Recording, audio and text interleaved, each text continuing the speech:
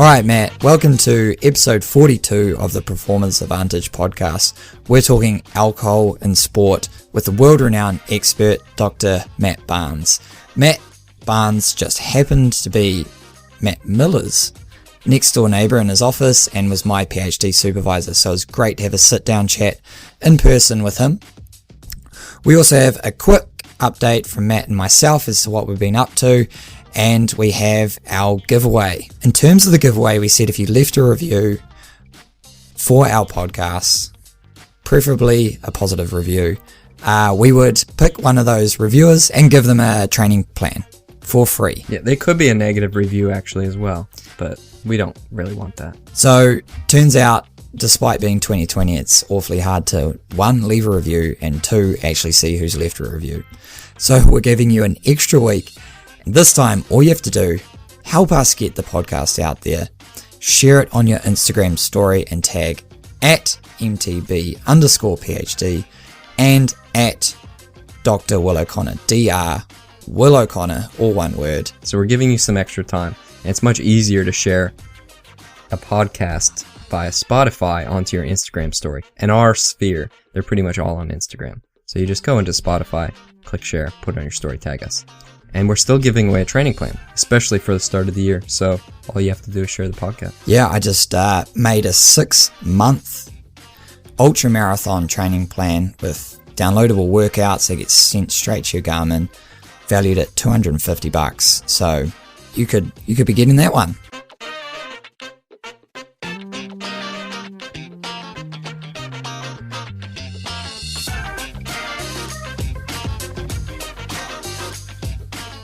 Alright, Matt, just quickly, what have you been up to? I was at your house, but you weren't there. So I was watching your house, and I was mountain biking in Rotorua, and it was amazing. So all weekend, I tried to stay away from work, air quotes, and I only opened my laptop a few times just to download a bit of data that I'd recorded on the brake power meter. Other than that, it was fully chill mode, and it was awesome. I did manage to, one, not get drunk, although I felt like I probably could after listening to Matt. Anyway, also did my last long run. So now I'm like, a bit edgy. Now I'm just tapering. Tapering is something else. But yeah. I put so my new YouTube channel is up and running, getting some good support. So I put up my 60K vlog. I checked in pretty much like every 10 kilometers to say, how it's all going and how what sort of sections, like what my goals were within those sections. Gave some cool footage of the course because I was on the Tarawera course. So any of you that are running that, haven't checked it out, check out that video. It's pretty sweet if I do say so myself. Yeah, I was actually watching your YouTube video in your house. It was like you were there, but you weren't there. Did you see how I put Matt above Miller Road? I guess I didn't watch that closely, but I'll have to go back and check it out. Yeah, so any of you listeners, maybe about after the first minute or so, don't worry. Don't worry about it. Don't even worry about it. All right, Matt, let's get on with this interview because it is a stellar. Can you just give us a quick rundown on who Dr. Matt Barnes is? So Dr. Matt Barnes is a world-renowned expert in alcohol and sport.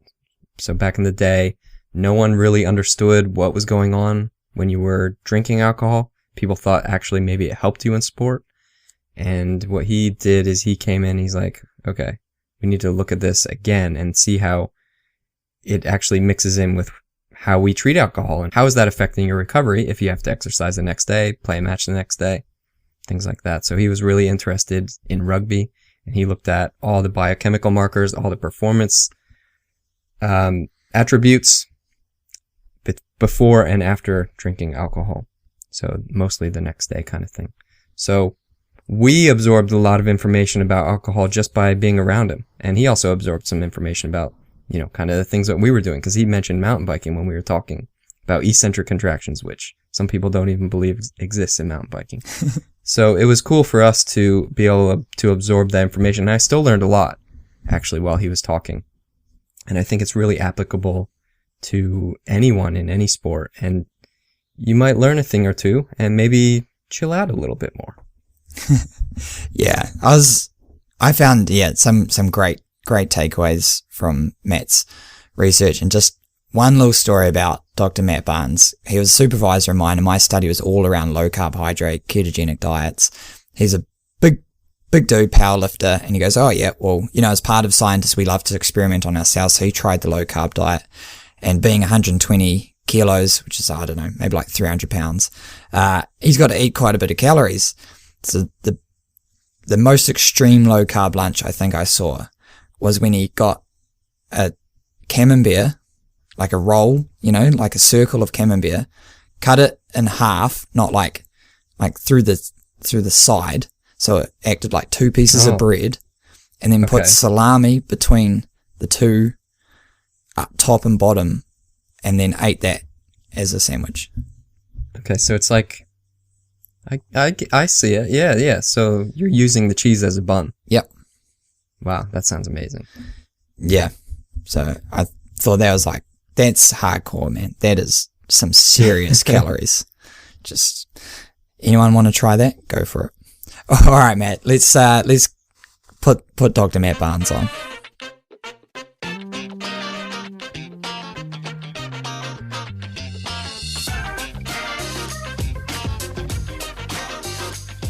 All right, Matt. So we've got Dr. Matt Barnes here, and we introduced him. So I guess concentrating on alcohol research during his PhD.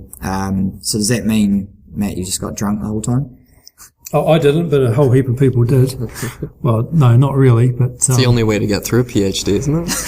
Yeah, I've still got a bottle of vodka in my office, actually, which is probably 10 years old. I don't know if it goes off, but it's still sitting there ready for another study. Yeah. I think everyone's got a bottle of vodka sitting somewhere, eh? I've still got a bottle that I brought on the way to the UK in 1999. Brought it back with me. Good year. It's just water now. Yeah. No, there was some good nights in the lab for sure. But interestingly, yeah, no one was really that boozed, because we looked at breath alcohol, and most of the guys after my studies, anyway, my control studies, in theory could have driven home. Which is quite concerning when you look at their behaviour in the lab.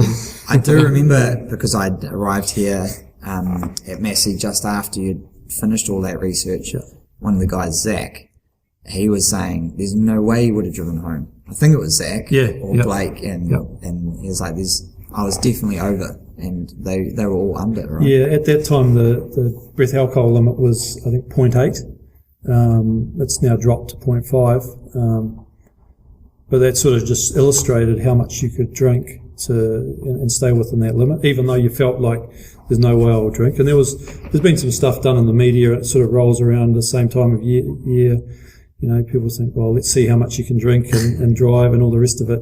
And back in those days when that was that high limit, which was one of the highest in the world, you could drink. These guys, the biggest guy doing the study would have been, say, 110 kilos. So the dose we were using, that would have been 11 standard drinks in an hour and a half. And he could drive. And he could have driven. When did breath alcohol half an hour after, and according to that, he would have been okay to drive. Yeah. So and that was the case right across the board. So that dose, had a pretty similar effect on everybody. Yeah. So quite concerning. But when you look at their motor control, often we'd have a PlayStation set up and they'd be playing games in the lab, and you could see their performance deteriorating. But they got better for a certain amount of time, probably. Like playing pool. Yeah. You get like really good, and then it's at a certain point you just aren't good anymore. Yeah, well, I'd stagger the guys through. So you'd have one guy doing the exercise, and then he'd start drinking, and then you get the other guy on the machine, and they'd start exercising, and then the other guy, and they would have been playing, potentially playing this game. I think it was Tekken or something like that. It's pretty even. And then as one guy started to get a bit more boozed, his performance started to drop off, and the other guy would start, because he was relatively fresh, he would be dominating, and then it kind of towards the end of the night, they're both as bad as each other, and I think the scores were always pretty similar, just because of the effects of the alcohol. But you could clearly see the cognitive side of things, which we know is the big effect of alcohol, right? That's why we drink it. The cognitive effect. We don't drink it for any other reason but to make us either feel more confident. I don't know, some people might say they like the taste of alcohol and that's why they drink it. Most New Zealanders tend to drink to get drunk, and they go for that cognitive impairment, I think. There was some good, certainly some good times in the lab. So we should backtrack by, what was your study? Like, what did you want? Like, why alcohol? Yep. Why sports? Like, what was your PhD? Like, did you just get into sports science to study alcohol? Like, is that, cause you're an expert in alcohol and exercise performance. Like, what was the journey to get there? Why did you want to do that? Yeah, if we backtrack even further back, I think about my relationship with alcohol. I was a rugby player and I played at a reasonable level. And I certainly indulged in plenty of alcohol as a young man. I managed a student bar in Dunedin. So I saw those sides of alcohol. And then, I studied here at Massey and came through, and Professor Steve Stannard was my supervisor, and I was lab manager here, and I got to know Steve really well. And he organised a conference on sport and alcohol over at the Massey Sport and Rugby Institute. And on the back of that, we kind of realised there's been a lot of research done on looking at how alcohol affects your performance when you've had a few drinks.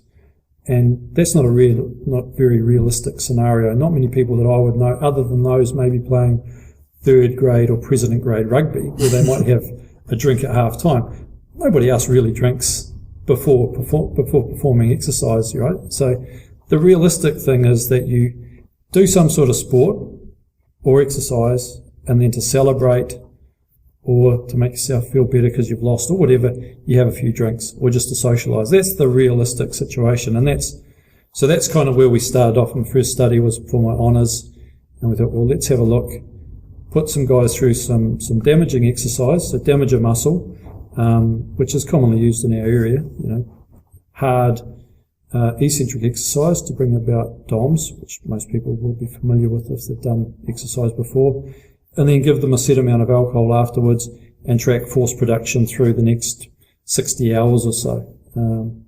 Which, if we think about, that might represent, say, a game of rugby. You play, the muscle gets damaged, you go to the club rooms and you have a few drinks. Maybe you'll have a few more drinks afterwards. And then the next couple of days are often a write-off, either because you feel too tired or too damaged or fatigued from the rugby, or you've got a hangover, or maybe a combination both, right? of both, right? Yeah. So that was that thinking. So we set that study up and got 10 guys through, and the dose we used was 1 gram of alcohol per kg of body weight. So, an 80 kilo guy, that's 8 standard drinks. So they did the exercise, gave them a feed after the exercise. So I remember making ham and cheese sandwiches for all my participants and weighing out ham and cheese and all the rest of it. Very technical, very time consuming, and probably a waste of time. But we made sure they weren't drinking on an empty stomach after exercise.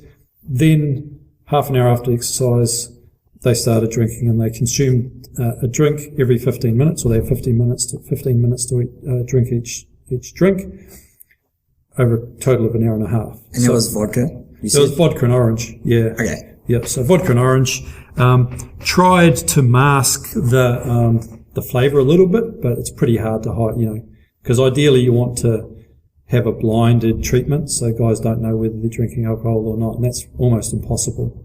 And then they'd come back in another time and we'd do damage the other leg and give them the orange juice, so isocaloric, so same energy content, same volume, everything pretty much the same except there's no alcohol. And randomise that and cross it over so it's all nicely balanced. So those guys always sucked at Tekken then, probably? Guys that had the orange juice? Because no one's good at Tekken, right? Yeah. There was Tekken, and then I think I watched Commando, Arnold Schwarzenegger Commando about 15 times through the course of that study, and possibly the Waterboy, 8 or 9 times as well. So, yeah, got a got a bit thin by the end of it, but that was all right. The guys were entertained.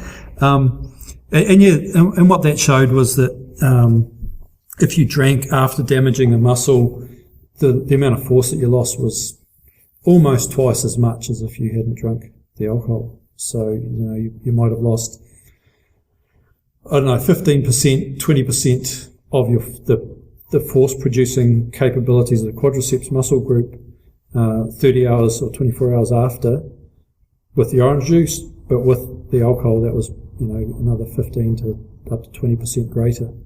One guy, he was a really good responder. He lost 40% of the function of his quads. It's a brutal form of exercise. You've got guys falling over in supermarkets or falling downstairs because they can't produce the force to stop the limb kind of giving way. So for any, like our listeners, I guess, like a lot of them would be runners and ultra runners. Yep. Like, so you imagine running, I don't even know, as hard as you can downhill for an hour. That's exactly it. It's running downhill. So eccentric contractions when the muscles are used as a brake, and running downhill is a really good example. The worst muscle damage I ever had was running down the far side of the Tongariro crossing, and I'm not a runner. And I got separated from my group, and I thought, well, it's going to be easy. I'll just run down. I don't know how long that took, but I probably couldn't walk for a week after that. My quads are absolutely smashed. Yeah, well, to paint a picture, how tall are you? 195? Yeah. About 120 kgs? Yeah, so putting that down a hill. Well, you probably hurt the ground, actually, too. Yeah. It was good on the way down, but the next day I was like, oh my goodness, and then the day after, and that was with alcohol, so who knows? I might still be recovering now if I'd had a few drinks afterwards. So that was the initial study. It showed us that the interaction between post-exercise alcohol consumption and muscle damage has an effect on your ability to recover, because the amount of force that was decreased, even though the rate of recovery was pretty much the same. The fact that you're starting at a lower point means that it's taking you longer to come back up to that baseline level. So you're probably, when the muscle was really badly damaged, you're probably reducing the time to recovery or increasing the time to recovery, by maybe a day or two. Yeah, it's going to take you a couple more days to recover. Yeah, because that was one of the big ones the big sort of findings that I remember. Yep. It's like, wow, because at that point, I'd definitely get pissed after most of my races. Well, it's a super real situation. Like, if I think of all the mountain bikers, that's like the first thing that you do. Like, you finish your ride and then you hit the beers. You're probably not hitting 6 of them because you're driving home, but most mountain bikers are putting alcohol into themselves at some point after the ride. I think that might be all right, for mountain bikers, because what I've shown across a number of studies, because we did that study and then we redid it again to make sure, because finding one off is just something that might happen, but you need, and I don't think this happens enough in science, you need to repeat the study to see if it actually happens repeatedly to say that alcohol has an effect on your recovery, right? One off, we could glorify that, and we could go out and we went out into the press and all the rest of it, and they had lots of fun with that. But one study doesn't mean it's going to happen all the time. So we showed it over the course of 3 studies repeatedly that if the muscle's damaged through strenuous, unaccustomed eccentric exercise, then alcohol is going to have an effect. Now, mountain biking, like most cycling, is going to have, mountain biking might have more of an eccentric component, I suppose, because you're up off the saddle and you're absorbing the vibrations and things. So unlike road cycling, I'm quite a mountain bike expert. But the level of damage is not going to be the same as 300 eccentric contractions or even a heavy squat session. So I think the findings are very, very specific to a damaged muscle. And I think your concentric-based sports, cycling, swimming, probably we can't apply that. And everybody wants to apply that knowledge and say, alcohol's always going to be bad for you after exercise. Well, no, it probably isn't going to be, right? And it's going to depend on the state of the muscle. And if it's injured, and that's always been a recommendation, if a muscle's injured, you don't drink alcohol, right? Because it can increase bleeding. And although that's only been shown in sheep, there's no proof of that in humans yet. Right? So, but That obviously leads, that there's a very obvious next question to that. And people are thinking, well, that must mean that if I have alcohol after my ride, that it's good for me. Because you see that kind of thing, right? Yep, You see in them, have a glass of wine every night, and that's going to be good for you. It's not because of the alcohol per se; it's because of the antioxidants or something. Yeah, right? yeah. But, I mean, the thought that alcohol is good for you is quite ridiculous. Okay, and I started by saying I used to dabble in a fair bit of alcohol consumption. I don't have anything, against alcohol, and people will drink how they want to drink, and I'm not, going to say nobody should be drinking alcohol. But to think that it's good for you in any possible way is kind of ridiculous now. There's so much evidence to show that there's a big study done, I think it was published last year or the year before, this big meta-analysis that they looked at alcohol harm across the globe. Massive study. And they showed that even one drink on a regular basis can shorten your lifespan. And it will increase your risk of, alcohol consumption's linked to 200 different illnesses and diseases. And now they're saying that even one drink on a regular basis can increase your risk of getting things like cancer, cardiovascular disease, a whole heap of different things. So, and red wine, you're talking about red wine, and there's perhaps things in red wine that are good for you. That's really only been shown in females, right? This cardioprotective kind of thing, where it might be good for heart health. That's all good, but we know that even a small amount of alcohol increases a female's chance of breast cancer. So it's kind of, do you want to protect your heart from cardiovascular disease, or do you want to get breast cancer? It's kind of, to me, the risk is quite great. So yeah, there is no benefit to drinking alcohol at any stage. It is like a poison.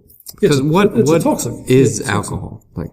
Alcohol's it's a toxin. It's the fourth, behind carbohydrate, protein, and fat. It's termed the fourth macronutrient because it does deliver energy to us. So it's 7 calories per gram, right? So per gram of alcohol. So a standard drink in New Zealand and in most countries is 10 grams of alcohol. So that's a 330 ml can of beer or a stubby of beer, a standard glass of wine, and most people would pour far too much into their glass of wine. So that's not necessarily a standard, or a shot glass of 30 mils of a standard spirit. That's going to be 10 grams of alcohol. So that's a standard drink. So it's giving us energy. The body, when we drink it, metabolizes alcohol first because it's toxic. It gets it out of the system at the expense of metabolizing carbohydrate or fat. So if you're sitting down and having a glass of wine or a shot glass or whatever with a meal, then that's going to be, Who's having a shot glass with a meal? You don't? Tequila with your tacos? Gross. Yeah, probably bad example. So anyway, I'm having a few shots. You're having a few shots with your Sunday roast with your grandma. That alcohol is going to be preferentially metabolized. It gets broken down in the liver, preferentially, as I say. And then what happens is, the byproducts of that metabolic process enter the bloodstream, and they get shuttled around the body, and other tissues take it up, and they're going to use that sort of metabolic byproduct, again, preferentially. So if that's present and available in, say, muscle tissue, you're not going to burn fat as energy, or you're not going to burn carbohydrate because of this other stuff that's there, which means there's a potential that you don't use fat, right? So if we drink a lot of, and they say, alcohol can make you fat. Well, that's slightly true, potentially, because it does provide substrate for other tissues to produce energy. It's going to get broken down via the TCA cycle and whatnot, like fat does, and carbohydrate does, but at the expense of other macronutrients. So then we use that, and we're not using energy from other sources. And if we're eating lots of food and drinking lots of alcohol, then we're probably going to end in an energy surplus, and that'll be stored. So, that's kind of alcohol. In terms of its metabolism, we metabolize about 6 to 7 grams of alcohol an hour, so not quite a standard drink every hour. So if you wanted to maintain a low or a zero breath alcohol level, you drink very, very slowly over a period of time. It's just that we don't drink like that. We drink fast. You can drink, I don't know. The stubby seems very small to me. It's 2 mouthfuls kind of thing, probably. Is that what's that? What's a stubby? That's your standard can. It's 330 mils. That's not a lot. Like your can of Coke. Yeah. What is it? 8 ounces, is it? 12? Okay. I forget. Yeah, 12 It's been a while. It's 12 ounce. Yeah. So the standard drinks, like in the bar, you'll go and you'll buy a 12 ounce beer. That's a standard drink. It's 12 ounce. So that's pretty easy to drink. In an hour. Yeah, you wouldn't drink it in an hour, right? Yeah. So, so you're going to drink more than 1 drink in an hour. So then the rate that you're absorbing alcohol is greater than the rate that you can clear it, and it's going to accumulate in your bloodstream. And because alcohol is, we're talking about ethanol, which is the alcohol that we drink. There's lots of other different types of alcohol. Because it's water soluble, it can go into any tissue in the body. It won't go into fat, but it'll go into muscle. It'll go into the brain. Those would be the 2 main tissues, brain and muscle tissue. And it has effects on the function of all of that tissue, basically, particularly the brain. The liver of everybody pretty much metabolizes alcohol at the same rate. Whether you're male or female, you're going to clear alcohol at the same rate. Now, females don't handle alcohol to the same extent as males because they're smaller, they have less muscle mass, so they end up with a more concentrated amount of alcohol in their body. Right? And it would be the same with me and you. What do you weigh, if you don't mind me asking, Matt? About 60. So you're 6. So you're half my weight at the moment. So does that make you feel masculine? I do need to lose a couple of kilos. I'm trying. Well, you're also twice my height, so it makes sense. You're 3'4". If we were to sit down here and go 1 for 1 with shots, and come back to shots, irrespective of our drinking background, in theory, I should be able to handle more alcohol, right? Because I've got more muscle tissue, and possibly more brain tissue. Doesn't mean it all does anything, but yeah. That's right. So it's quite redundant. To dilute that, because all that tissue is full of water, so you're diluting the alcohol. Females and small people with less muscle. Females and small people. Insignificant people. Female and Matt. There's a bunch of small people out there, right? They're not going to be able to handle alcohol the same way because it's going to be more concentrated in the tissues of the body. I mean, there's a silver lining to this. It's a cheap night out. Yeah, I'm a cheaper date. That's actually, I didn't know that was the reason. Like, I figured those people just metabolized it faster, but now that makes sense. Yeah, everyone metabolizes it. There or thereabouts the same, obviously. Yeah, pretty much the same. But then you just have a larger sponge. Right? Yeah, exactly. Yeah, it's a good way to look at it. The liver's pretty similar size in most people. There'll be some variations, but they've done studies where they've looked at clearance rates of ethanol in males and females, and it's pretty much the same when it's standardized for body characteristics. So it does come down to the amount of muscle mass you've got. Or, for that matter, you can get some people that are really big and carrying a whole heap of fat. They might be 40% body fat, small amount of muscle mass. They're going to be quite susceptible to, they're a cheap date as well. Yeah, so. For alcohol, like, obviously. Yeah. Well, go to Burger King, drink a lot, Well, that's the thing, alcohol, while it can affect your metabolism, it also affects your food choices if you drink a lot of alcohol. You start to overeat. You don't understand. It actually increases your appetite as well. So you end up overeating when you're intoxicated potentially. So it's disrupting metabolism, making you do bad things around your diet, and that can lead to an increase in weight. It's been known to make vegans non-vegan for the night as well.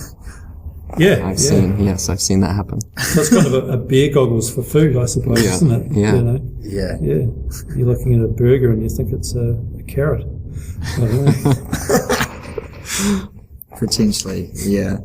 Yeah, coming back to that, alcohol, it is a toxin. It does need to be cleared straight away.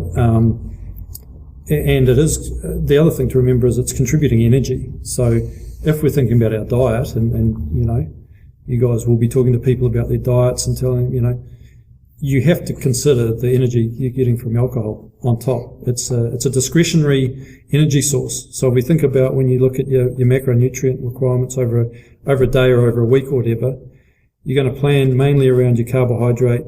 Probably your carbohydrate might be the thing that you manipulate most, but your protein and your fat might be, depending on your type of diet, are going to be pretty stable, right? And you're focusing on where am I getting my energy from.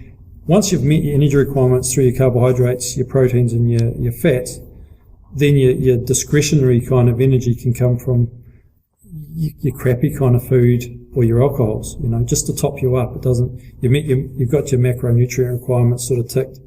That's where alcohol sits in a diet. We'd never program someone's diet to include alcohol. You wouldn't say, right, this week or today you have to eat 400 grams of carbohydrate and get 100 grams of protein and some fat.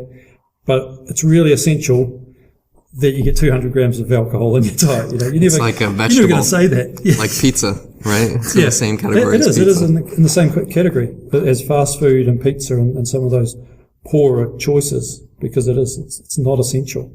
Even though it's a macronutrient, the body does not need it for anything at all, unlike the other three. We need carbohydrate, even in small amounts for brain function. We need fat and we need protein.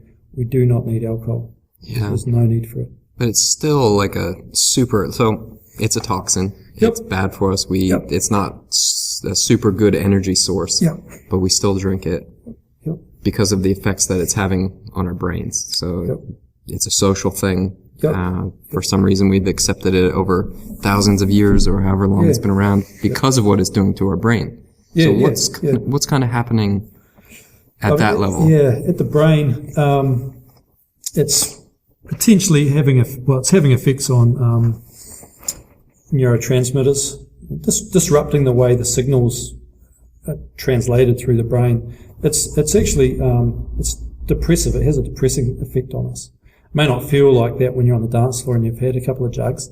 You don't necessarily feel depressed, but it's the next day. It's not a stimulant. It depresses brain function and the way we feel. So quite different to some of the other things that we take that will boost, caffeine and things like that will actually make us feel a bit more invigorated.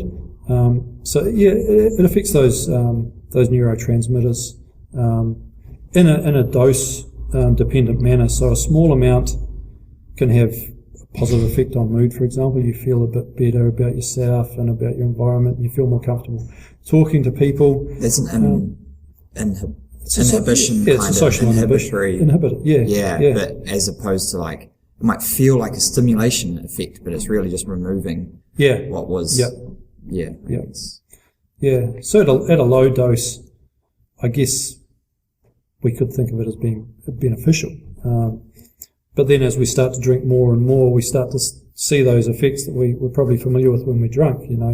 A loss of coordination would be the biggest thing, and that's why we can't drive when we're intoxicated, because we simply don't respond.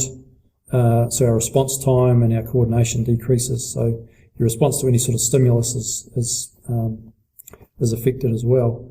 And then up to it, when we start to look at really high doses, we're going to lose consciousness and we could die.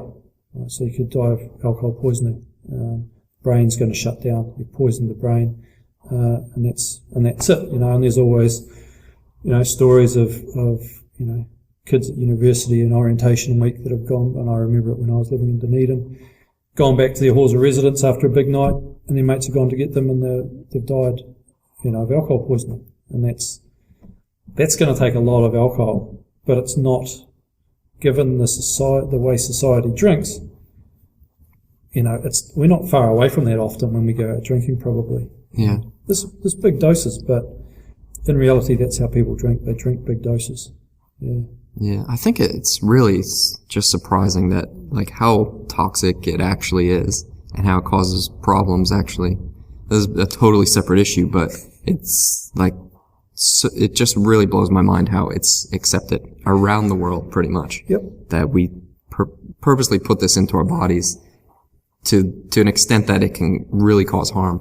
Yeah, you can look at the harm that it does society and individuals, and the cost on the healthcare system in any certainly westernised countries, but just about any country. You would wonder why governments don't regulate more tightly around alcohol. You know, we're trying to stop people from smoking. We've been pretty harsh on party pills. 5 years ago, party pills were probably maybe longer than that, outlawed very, very quickly after one person died on the West Coast, because he had party pills with alcohol. Suddenly completely banned, and party pills, they're made of sheep dip and all sorts of stuff, so you don't want to be taking those. But how many people die of alcohol-related issues, in New Zealand every year? It's a massive number. As I said at the start, it contributes to 200 different diseases, and this is just drinking small amounts. It's a bit worrying, really. One of the big, interesting things around alcohol, I remember Sarah, who was doing the research on, the Heineken Open and the sevens. So in New Zealand, rugby sevens is this huge, pretty much piss up. I think wait. For our American listeners, that means you're getting drunk, right? yeah. Piss up, yeah, right? Yeah. So I guess it'll be like tailgating it at the NFL kind of thing. I can't remember if you remember this stat. I remember it as around 8 or 10 seconds. Every 8 or 10 seconds, you saw the Heineken advert. You saw it. So it was on the field, painted on the field. It's on the jerseys. When they scanned the crowd, everyone had a cup of Heineken. It was on the billboards. It was the title sponsor. So when the ad came up, it was so you pretty much cannot, you were every single shot of that whole tournament across the weekend, sort of 8 a.m. till, 9 p.m. you did not see people drinking in the Heineken logo. Right. Yeah, I do remember that, and certainly alcohol and sport go back a long way. It was like cigarettes in sport. Yeah, it used to be the Winfield Cup was the NRL competition, right? And Rothmans sponsored the one-day cricket in New Zealand, and there was and all the motor racing was all the Marlboro. Yep, it'll be the same in the States. Yeah, absolutely. And that was outlawed, and there's been a strong push to not outlawed but regulated against. Been a strong push to eliminate alcohol sponsorship in New Zealand, and in other countries have already picked up on that. I think France, for example, did away with that a few years ago and just replaced it with telecommunications. There's lots of big corporations out there, but we're still sort of hanging on to that. But my question around that has always been, just because you see a logo, does that make you drink more? That link hasn't been proven. Yes, you're seeing something all the time. I see Coke ads on TV all the time. It doesn't make me drink more Coke. Yeah, true. So I'm just, I haven't bought a brand new Ford. Don't tell the marketing managers, right? Because they think they're doing a pretty good job. Yeah, I would, there's a study I'd like to do is just to look and see whether that does. The more you show someone some form of advertising, particularly in an acute environment, like the Sevens or American football, any kind of game where you go and you sit and they've got advertising flashing up, does that mean you're going to go and get a beer more often than not? Yeah, I see. It's probably you're just more likely when you are to get a beer to get their brand. Yeah. Not to drink more. Yeah. So that would be my question. Does it increase someone's? Yeah, I've never really thought about it like that. I never see a Burger King ad. I'm still, if I'm driving past this one Burger King, I stop at I'm going in. There's no question. And I've never seen a Burger King ad. It's just promoting brand preference. Yeah, that's it. The classic.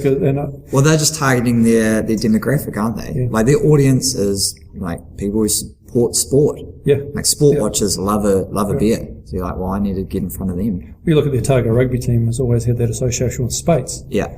So, and being a Southern man was being associated with Spates. So, if you can build that brand identity and hook people in that they want to be a Southern man and they want to support Otago rugby, I better drink this product. Yeah, like Bud Light and stuff. Doesn't just because you drink something doesn't make you a Southern man or mean that you're a worse or a better supporter. It's just trickery, which is what marketing is. I guess, you know. This is a really good time for us to cut to an ad break from our sponsors, right? This week. That's right. Yeah.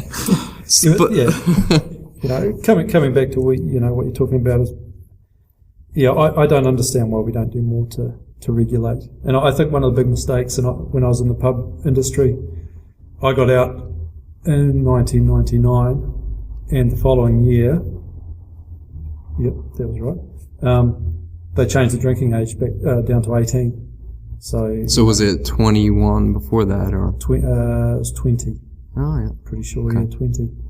So, with the flip of a switch, or you've gone from midnight on one night to the next day, you've been kicking kids out of a pub and suddenly you've got to let them in. And they haven't matured overnight. Their ability to control themselves hasn't changed. And I think we could, in terms of the society, New Zealand society anyway, it's probably different in other countries. If we increase the drinking age again, and we made it more expensive to buy alcohol in supermarkets and cheaper to buy in pubs, we'd see quite a shift in probably the harm that alcohol does to a certain extent. Drinking in a supervised environment's far better for you than drinking cheap alcohol in a flat or park or whatever. Park. Or a tree, for example. No, I've done that. Yeah. Right. So there's and I'm sure there's people lobbying for all this sort of stuff, but the government makes so much money out of tax on alcohol that I don't expect them to do much about it anytime soon. Yeah. But then for sport, recovery. So you were talking before we went on the air, where you were talking about the history of alcohol. Yep. Like actually using it in sport as an ergogenic aid. Right? Yeah, and that's what I say. Sport and alcohol have a very long history. If we think back, Greco-Roman times, the ancient Greeks, they're drinking alcohol as a way of preparing themselves for athletic endeavour, I suppose. And oftentimes back in, if we think way back in those times, probably alcoholic beverages were a safe way of getting your fluids. Sometimes the water would be pretty horrible. Yeah, I remember reading that. A lot of impurities. They were drinking alcohol over water because they had no idea. Yeah. People were just dying because of whatever bacteria was growing in the water. So, beer's been alcohol's been fermented, and it's been purified, really. So it's a safer way of getting your fluids. Even children would drink watered down wine. So often they would water their wine down and then drink that like we might drink juice or something like that. Sounds like a real handy excuse for someone that wants to drink alcohol. You could just boil your water. Yeah, that's a good way to do it too. That's right. Those simple times. So they were drinking, almost treating alcohol like an ergogenic aid, I suppose. Drinking it prior to athletic events, whether that was wrestling or javelin or any of those, and same in the Chinese civilization, which is equally, if not older. There's reports of athletes and soldiers preparing for battle and preparing for competition by consuming reasonable amounts of alcohol. And that's kind of continued on all the way through from those early times through the early Olympics. And then if we look at the modern Olympics, the turn of into the 1900s, late 19th century, athletes are drinking alcohol during events like the marathon or the Tour de France as a way of staying hydrated, but also with the view that it's going to improve their performance.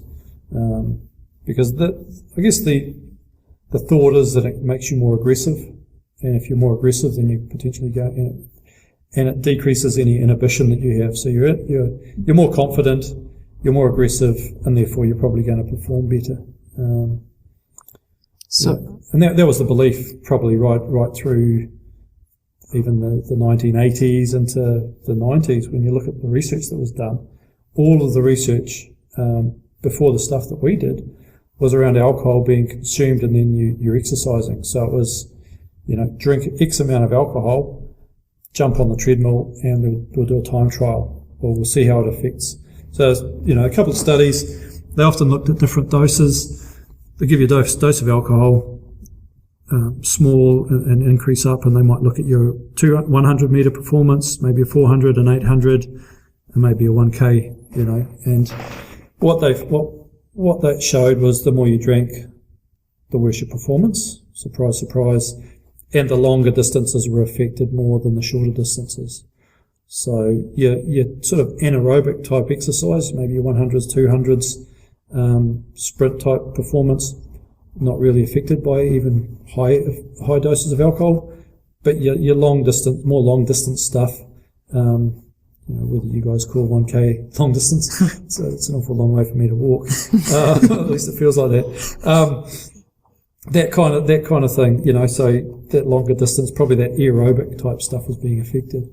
And they looked at heart function and heart rate and stroke volume and a whole heap of stuff. And, alcohol can put a bit of cardiovascular strain, a bit more strain on the heart, but, often the effects of alcohol on the heart are being made up for by, an increased contractility of the left ventricle. So it sort of makes up for anything else that's going on. So you don't necessarily see a change in heart rate or cardiac output, for example, when you drink alcohol, because the heart kind of adapts to take care of that. And it probably wasn't having an effect on these guys doing their runs. Probably the biggest effect is on your motor control and your ability to coordinate your movements. Things like running economy are going to decrease with higher doses of alcohol, simply because you're less coordinated. You're probably spending more time on the ground, and maybe you're taking more steps. So there's more force, there's more energy required, and you need to use more oxygen. So that's probably the effect there. So there's a negative dose response on aerobic performance. They did one study where they had guys on a treadmill and they gave them drink before. I can't remember the dose. It was a reasonable amount. It might have been a couple of drinks before. Partway through, they gave them a couple more drinks, and they looked at how long they could run. And I think of the, let's say, 8 or 10 people doing that, only 4 of them finished. The others were sort of vomiting and couldn't finish. So there's some detriment there. Strength side of things, even really high doses of alcohol don't affect your ability to produce maximal forces. Again, it comes down possibly to that anaerobic side of things, that we're not disrupting the way we get energy. You might lose your balance if you're doing a nasty squat, though. Yeah, you're not going to you shouldn't do resistance exercise when you're intoxicated. Yeah. You're not going to go and do CrossFit when you've had a couple of drinks, or, do some Olympic lifting when No one's going to, CrossFitters aren't going to drink alcohol. No, they're like fully keto. Yeah, straight edge. Yeah. There is keto alcohol. Yeah. Yes. Well, actually, because it's, I can't remember. So called. Where, So called. where I was reading, when I was reading this, but when I was doing my ketone research, because they tried to use alcohol as an alternate form of energy as well. Right. Because of the preferential, it's the same, because ketones are essentially an alcohol. Yep. Like metabolized the same way. Metabolized by alcohol dehydrogenase. Sure. As Yep. well in the liver. Yep. Because you have that, I guess, free 7 calories, Mm-hmm. that is going to be preferentially Yep. metabolized. Yep. I remember looking at that, and it was the same thing where, same as like my keto stuff, where the body kind of just compensates. Yep. And it was maybe less, shut down that fat metabolism. Yep. More so. I don't know if you saw any of that. No, I haven't seen that comparison. But yeah, it makes Not between the ketone, but like, have you alcohol. seen that when they did that, they tried to use alcohol as an alternate? No, I didn't. energy source? Yeah, I didn't see that one. But that makes sense. But you've got the effects on your brain, obviously, and Yeah. so, how much alcohol do you need to drink to get enough energy to sustain a long distance run, or even just a ketogenic lifestyle? You're not going to. Yeah, it doesn't. It's functionally, it's not going to work, really, is it? Yeah. So I remember going to all these, like in mountain biking, there's these single speeders, right? They just have one gear on their bike, and when they go to events such as the Single Speed World Championships, which you basically dress up in a costume and ride through big mud puddles and stop at beer stops, right? So there's a mandatory beer stop, and you have to like chug a beer and... No, I thought it was only if you wanted to take the shortcut. Yeah, right. Oh, yeah? Yeah, well, I mean, you can take the long cut, which then you eat like a dry Wheat Bix or something like that. Right, yeah, and that's obviously going to slow you down. So you take the shortcut and drink a beer. Right, yeah. And you end up drinking quite a lot of beers through that. Yeah. Okay, I hadn't heard of that one. I'm certainly aware of the beer mile. Heard of the beer mile? So, yeah, we've got the New Zealand Off-Road Beer Mile Champs coming up. Oh, yeah. Oh, okay. So you'll be there? Hopefully, I need to check the date. Yeah. Okay. I mean, that's usually done on a 400-metre track, and you do... That's like hotly competitive, the actual... Oh, it's massive. You go onto the beermile.com website, and there's hundreds of thousands of competitions and people that have registered for it. So you go on and you log the type of drink that you've consumed, and your time for the mile. So that's, you drink a beer every 400 metres. There's regulations around what sort of beer, but you have to write that down. You can do milk or you can do other drinks, but that again, that's a study that I'd like to do as well, just to see. I looked into that a little bit about what that might have, whether that'll have an effect on you, and probably doesn't, other than having, volume, I think. Volume sloshing around in your gut. Like carbonated volume. That would be the biggest issue. So discomfort. I mean, you'd probably... rather than the effects of alcohol. You'd slow down by drinking that much water. Yeah, exactly. Yeah. So I think So it's these guys are like the pros, are like professional runners that can handle their beer, that can chug. Well, and they're sort of like, good. they're like sort of, I can't remember if there's a zone. Yep. I think I'd have to look it up. Might be speaking on my ass, but there's a zone at which you're allowed to drink in, and then you have to consume it within that zone, and then you're allowed to run again. Yeah, it's a bit like a relay, I suppose. You've got to hand the baton on. Yeah, you before can't just like grab the beer and just like run and drink while you. Yeah, you've got to sort of almost come to a stop, I think. Yeah. But the times are pretty good for, I can't remember what they are. They might be, I don't know, what's a good mile time?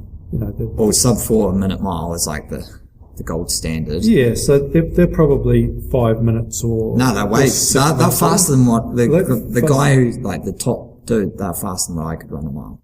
Yeah. Doing it in beer mile. Throwing more like 4:30 or something. Yeah, so it probably doesn't... Crazy. These are like guys who can do like a, say, 350 mile. They do a 3:49. And then they're just doing just doing 10 seconds to smack a beer. Yeah. Yeah, like and it wouldn't better. matter what they're drinking. The time would be the same, whether it's beer or Coke, or the carbonated factor obviously makes it harder to drink. It's a bit like doing a yard glass. I'll look it up. You guys can. But yeah, there's not too many, other than those two examples, there aren't too many times where you would drink during competition. So that was the research up until kind of when we started doing our stuff. There was one study done on muscle damage, and they drank and then they did the exercise. So they drank and then they did the damaging exercise, and there was no effect. So we kind of followed on from that and drank and then did the damage. And so if you look at I guess the American College of Sports Medicine is kind of the number one in terms of recommendations for what you should and shouldn't do around various types of exercise and the benefits of exercise. Their position stand was written, I think, in 1992, and that was all focused on pre-exercise alcohol consumption and how it affects your performance. And their conclusion was there's no benefit to drinking alcohol before exercise. In fact, it may be detrimental. So, and that's fine. It had to be said, right? It does, yeah. That's right. They need to take a stance on it. Yeah, like they had to put something down. Yeah, that's right. And they had to use the available research. But now we've done a lot more research since then. There's still lots more to do, but we did that muscle damage study and that series of studies, and that was all good. And one of them showed that probably there was some sort of, when the muscle was damaged and you drank alcohol, there might be some sort of central effect, so that it might be more painful. So the brain is basically holding the muscle back from performing potentially as a protective mechanism. So we did that study, and then that's all good and well. That's in a lab environment, and the damage is really extreme. Guys falling over in the supermarket and downstairs and stuff's all cool. But it's not standard research. It's not realistic. To look at that model, you think, yep. And often in science, we're going to do something really extreme to get that interaction that we want, I suppose, to start with. Yeah, to see if it's there. Yeah, and it's there, right? So we know it's there. So now let's put that into a real setting. So with my rugby background and the way rugby players drink and whatnot, a design based on a paper from the UK, designed a rugby game simulation that involved sprints, jogs, walks, tackles, simulated scrums, some agility stuff, and they did that for 80 minutes with a half time. And there's some performance measures in there, and there's performance measures before, and then the next day and the next day. So they did that in pairs, and they tackled each other and stuff. Then they went back into the lab and they drank the same amount as we used in the first few studies. And we looked at speed, and we looked at testosterone and cortisol, and creatine kinase as a measure of muscle damage for the next 72 hours after the game. Right, so you think that's cool. The simulation brought about the same physiological responses as a Six Nations rugby game. So heart rates were averaged about 172 beats per minute across the 80 minutes. Testosterone and cortisol responses were exactly as you would see in that level of rugby. So physiologically, and lactates were the same as you'd expect from a game of rugby like that. So the stress was almost exactly the same as you get from a top-level game of rugby. Then these guys went and got, not drunk, but they went and consumed this alcohol, or they consumed the orange juice again. So we crossed it over. They did that twice. And there was no effect of alcohol on their recovery and their subsequent performance. Which was a bit of a bummer, I suppose. You want to see stuff when you're doing science, but I think they weren't damaged enough. If we think about how damaged people were to start with, these guys, most of them had played rugby that season. They're conditioned to the knocks and the demands of rugby. The creatine kinase levels, the muscle damage wasn't very high. So they probably weren't damaged enough or fatigued enough for the alcohol to interact with. So that kind of made me think, right, if a muscle's not damaged, then probably alcohol's not going to have any effect on it. So that was that. And then the next step from there was, that's all good. So that maybe that simulation wasn't hard enough. Maybe guys needed to be tackling harder or whatever. So I supervised a master's student, and we got two rugby teams played each other. And this was a different approach. So I wasn't going to be able to get ethics to give guys a higher dose. I'd already shown that one gram of alcohol was detrimental to recovery when a muscle was damaged. Hard to go higher. So we took what we termed a naturalistic approach, where the guys went and consumed alcohol by themselves and they reported back. There's some limitations around that, because once you've had a few, you don't necessarily keep track of things all that well. But we had two teams play each other. We did performance measures before the game and the next day and the next day. So we're kind of simulating a Saturday game, a Saturday night of drinking, a Sunday night, and then a Sunday and a Monday of recovery kind of thing. One team went out and drank what they'd normally drink, and the other team came into the lab, and we fed them and we rehydrated them, we entertained them for a bit, we got them to watch movies. You didn't play Tekken, did you? We didn't play Tekken, we watched Commando, something like that. And then we sent them home, and they did everything that you would, by the book you would say, this is going to be best for your recovery. Hydration and glycogen resynthesis and sleep. And then we got the two groups back in, and they did all their tests again, and we looked at hydration status, and that was pretty foul. Some of the guys were they were all pretty much chronically dehydrated. But after the game and after a night on the booze, some of the urine samples looked like grainy Fanta. with a thick head of, like a It looked like beer. it looked like a spider, with the ice cream and Fanta, Coke, and you've got a bit of It's disgusting. a head on it. So, we looked at mainly anaerobic ability, so repeated sprint ability. So that's 6 by 40 meters going every 30 seconds, which is hard to do when you're not hungover. So we're looking at a hangover, I suppose, at this stage, particularly the next morning. A mid-thigh pull, so a isometric measure of lower body strength. Vertical jump, so a measure of power. We did blood sampling and we did the hydration stuff. We did some cognitive stuff, but that was really messy. But what we found was the guys that went out drinking, and average alcohol consumption for that group was 19 standard drinks for that night. It's the average. Was the average. Our questionnaire only went up to 20 standard drinks, right? And so some of the guys told us they drank, 30 on the night. Well, did you guys pay for this, or? No. Wow. No, we just said, go and do what, and they might have gone a little bit over the top, but they went and they claimed that was a normal sort of standard night on the booze. For those guys, because it wasn't like the high They're level not, competitive they're fairly, rugby team. relatively social, sort of team, relatively. I mean, it sounds pretty, like they're there for a good time, not a long time. Yeah, it's a real life situation though. Yeah. It's a standard, it's like, you would see the same kind of behaviour with senior rugby players. Yeah. You would, whether here or in the States. I've talked to guys on podcasts in the States, and they're playing rugby for the social aspect, not because it's rugby and it's a great sport, it's because of the social side. So rugby players all around the world will drink like that, often. So these guys had a massive night on the booze. Up until that night, so we looked at, sleep patterns, just reported, were they sleeping well? The night that they went out, they only had 3 hours of sleep.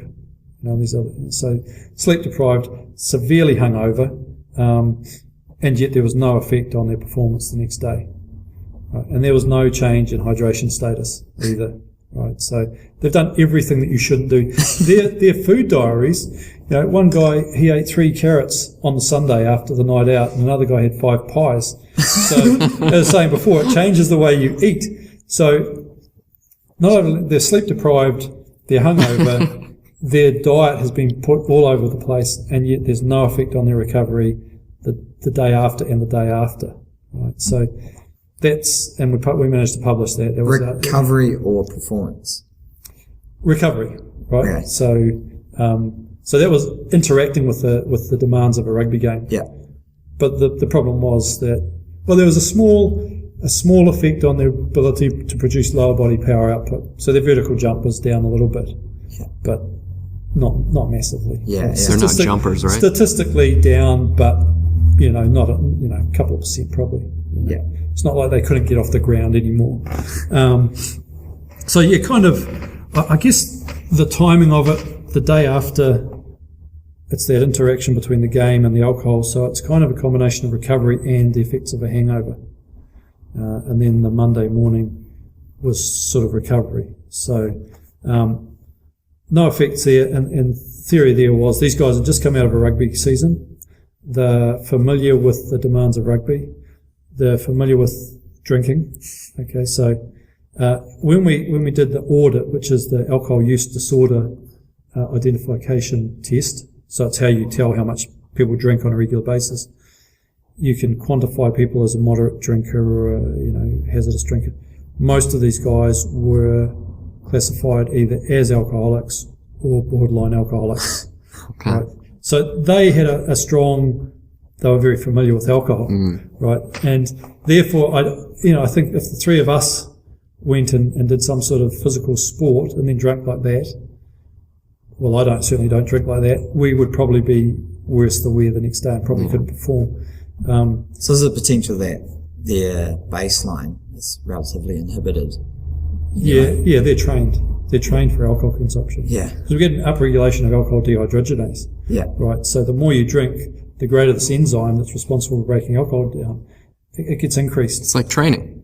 It is. It's like training. And that's why alcoholics need to drink more to get the same effect of alcohol, because they're trained. So you can improve that standard rate that you said, like 7 grams an hour. You can, you can, but with heavy training. Yeah, well, like if you run once a month, you're not going to become like a way better runner. No, that's right. Like, but if you're you drinking, need to commit.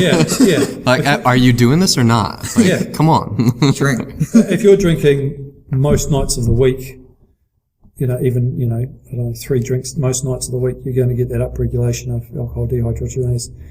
And it's going to take more alcohol for you to feel that good feeling that you want from the alcohol. And then it's having an effect on the centers of the brain that are responsible for addiction as well. So you're drinking more, and that's having that effect on that addictive side of things, and you get hooked, and you need the stuff. So that study was interesting, and basically you publish that, and then the Daily Mail in the UK say, rugby player, you can drink whatever you want. It's not going to have any effect on you whatsoever. Yeah. So how annoying would that have been for you to see, like, the media getting a hold of your research? Because that's what they want. I've seen this stuff everywhere. Like, it's been published in all the cycling magazines, and like they're citing your research. Yep. And like, oh, well, okay, I guess that's what it said. But how did you take that as you're seeing your stuff? I mean, it's cool to get the recognition, I suppose. It gets your name out there, and you end up on your, sitting here talking to you guys. You get on like the dopest endurance sports podcast. Exactly. And I've done interviews for Outside Magazine and rock climbing magazines and cycling magazines and Runner's World and Men's Health, and they're all trying to apply what I've just talked about to their particular situation. And as I've said, it's very specific. If muscle is damaged, that's going to be the issue, right? This is the problem with scientists. We're like, well, no, that's actually not what I did. Like, this is very specifically what I did. Yeah. And you're standing by that, right? Yeah, absolutely. Yeah, it's a certain situation where alcohol is going to have a detrimental effect. That rugby city, these guys played each other.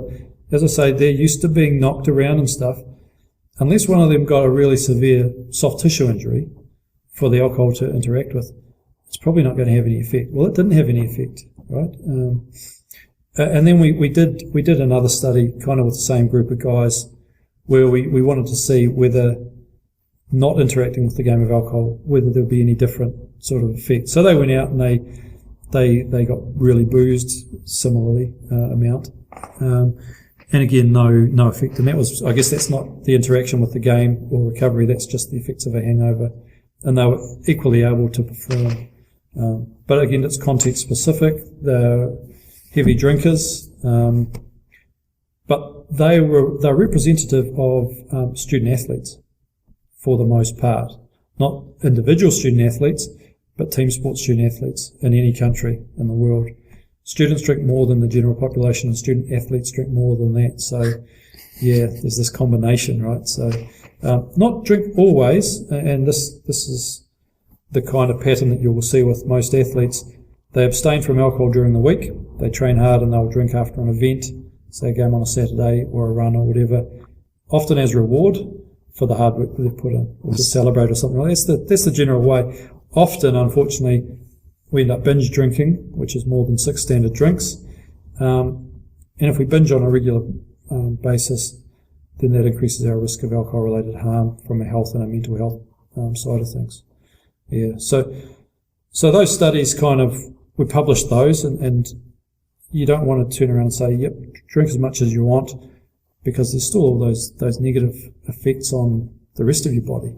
But in like the acute sense, it was not detrimental. Not detrimental. You know? So, context specific again. If you're used to something, you'll get away with it probably. Yeah. And the other studies that they've done, and that's just most of the studies that I've been involved with. The studies overseas have shown that there needs to be a really high dose of alcohol to have any effect. So they've done the effects of alcohol after exercise on protein synthesis.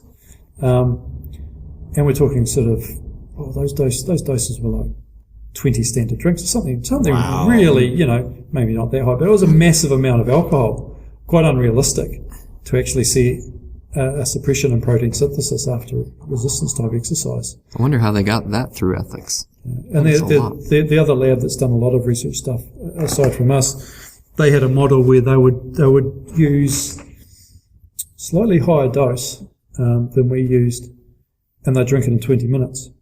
Oh, wow. So hammering it back to get the alcohol in the system. Yeah. So, but that's not realistic. So they've looked at mainly hormonal responses. Does it suppress testosterone? Does it affect cortisol?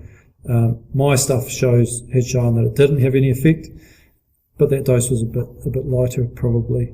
But they've shown that it may suppress testosterone. Certainly, we know that chronic, regular alcohol use does decrease your testosterone production. It'll shrink your testicles if you drink enough of the stuff over time. That decreases testosterone, increases estrogen in males, which leads to feminizing characteristics.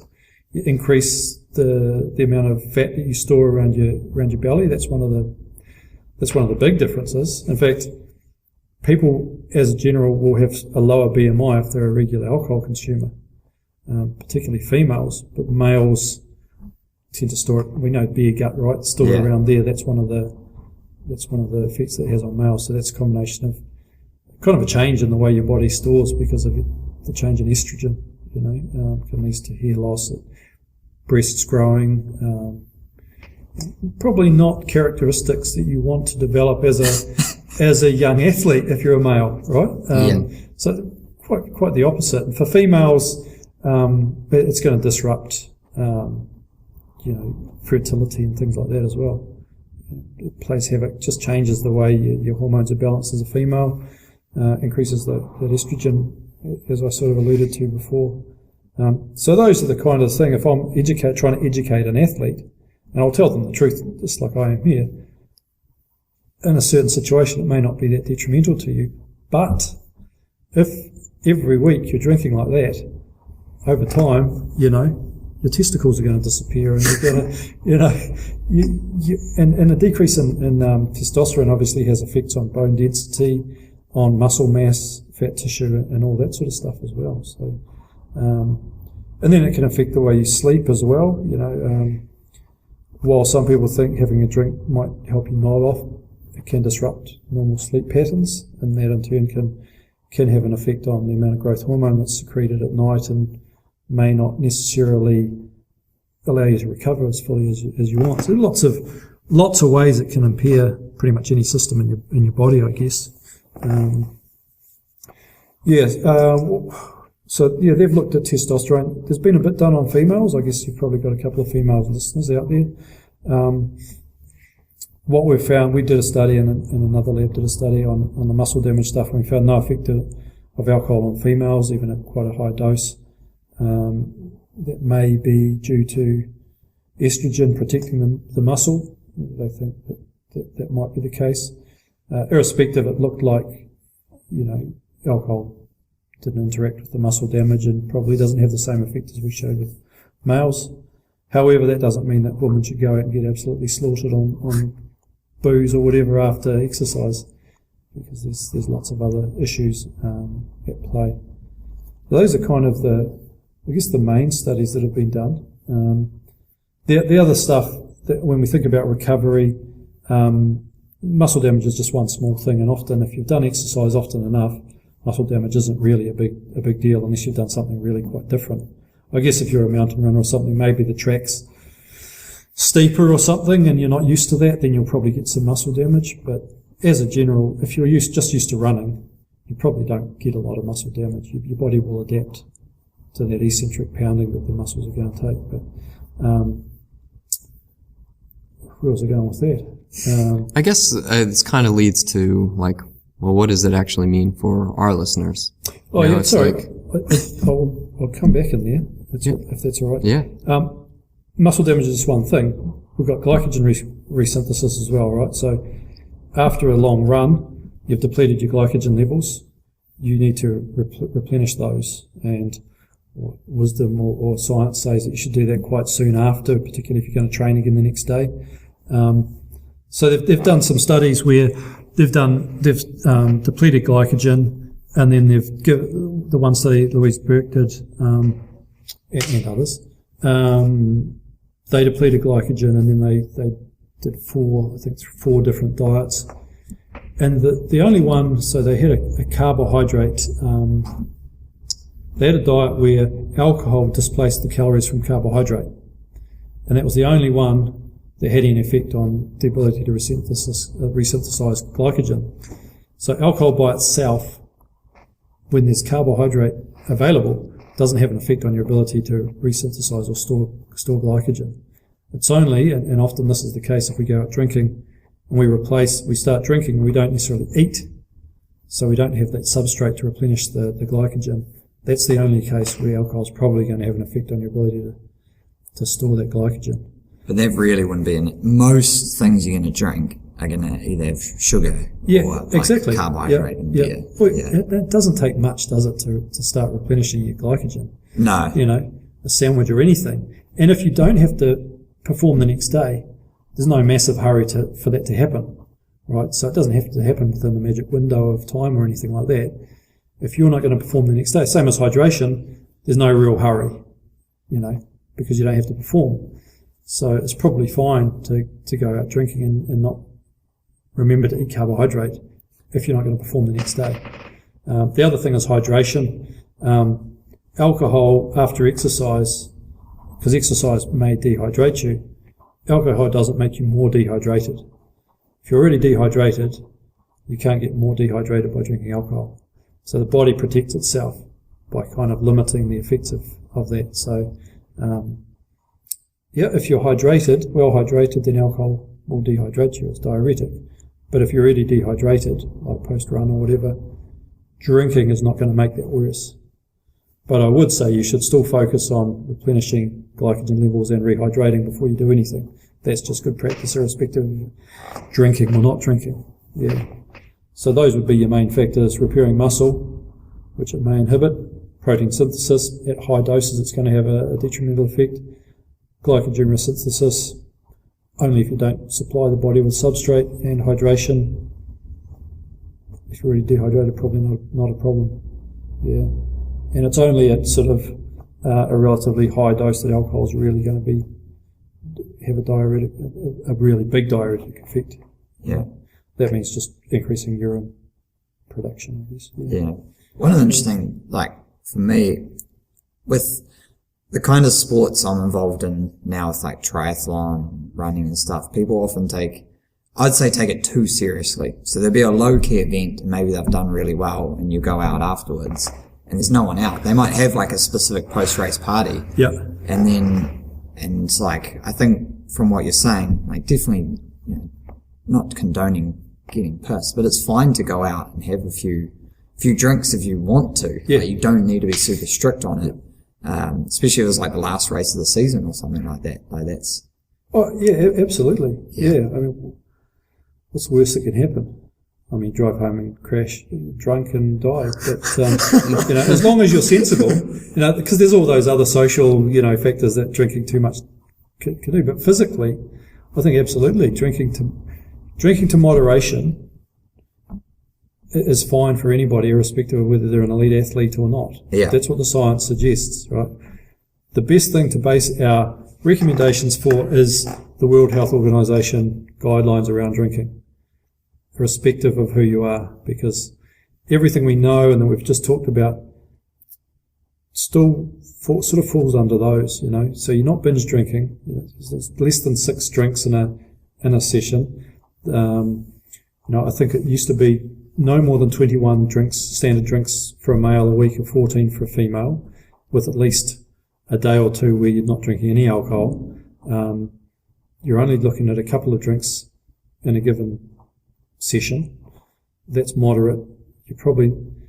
Although that probably needs to be changed a little bit given the more recent research. But the belief was that if you drink like that, your chances of harm to your health, mental and physical, isn't going to be dreadful, right? So as long as our athletes abide by those rules, their health is going to be not too badly affected by alcohol, and their recovery is probably going to be fine as well.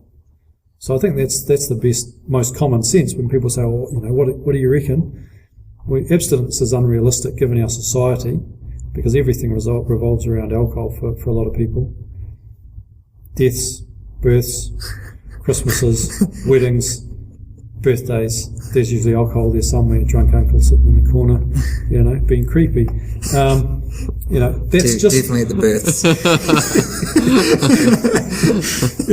That's just society, and we can't expect our athletes not to be part of society. It's unrealistic.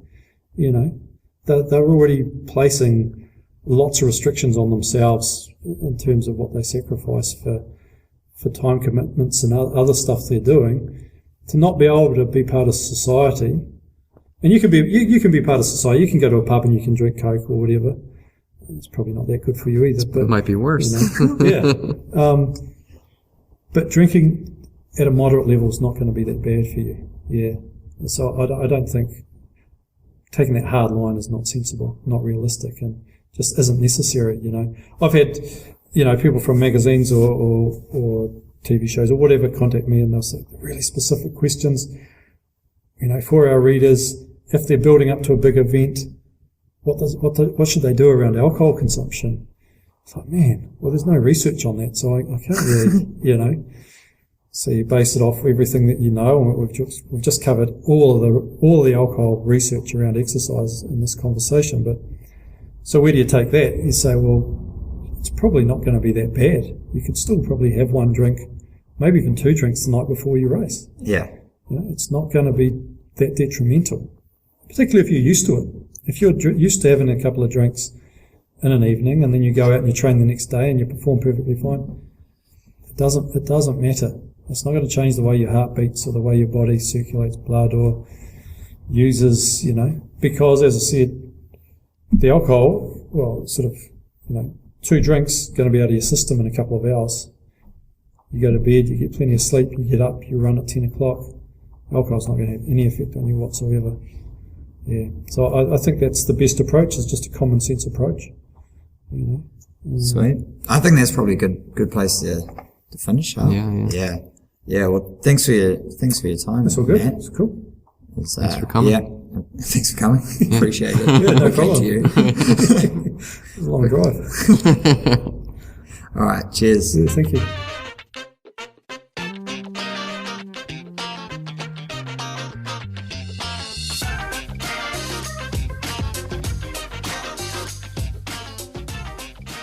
Whew, Matt. Wasn't that a good interview? Yeah, that was cool. Thanks, Dr. Barnes, for coming on the show with us. Have a good week, everybody.